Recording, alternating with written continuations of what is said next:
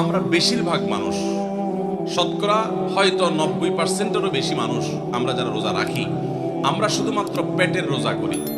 রোজাটা শুধু পেটের না ভাই, রোজাটা পুরো বডির, রোজাটা পুরো শরীরের, মাথা থেকে পা পর্যন্ত শরীরের প্রত্যেকটা অঙ্গের রোজা আছে।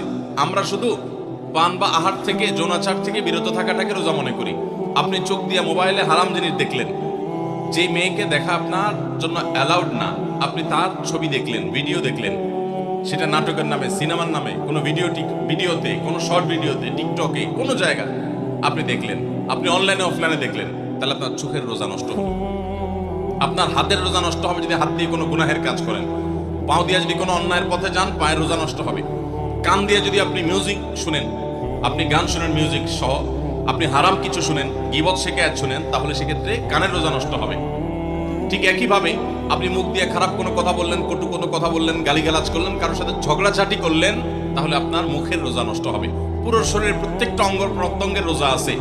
আমাদের রোজার দুইটা দিক, একটা হলো রোজার বডি, একটা হলো রোজার স্ট্রাকচার, আর একটা রোজার ফিনিশিং।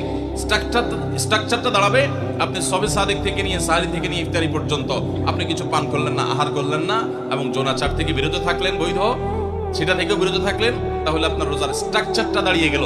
কিন্তু এই রোজা বা সিয়ামের ফিনিশিংটা হবে তখন, যখন আপনার মাথা থেকে পা পর্যন্ত শরীরের প্রত্যেকটা অঙ্গ প্রত্যঙ্গের রোজা রাখবেন। শরীরের প্রত্যেকটা অঙ্গ প্রত্যঙ্গ যখন আপনি গুনাহ থেকে বাঁচাবেন, তখন আপনার রোজাটা পূর্ণতা পাবে।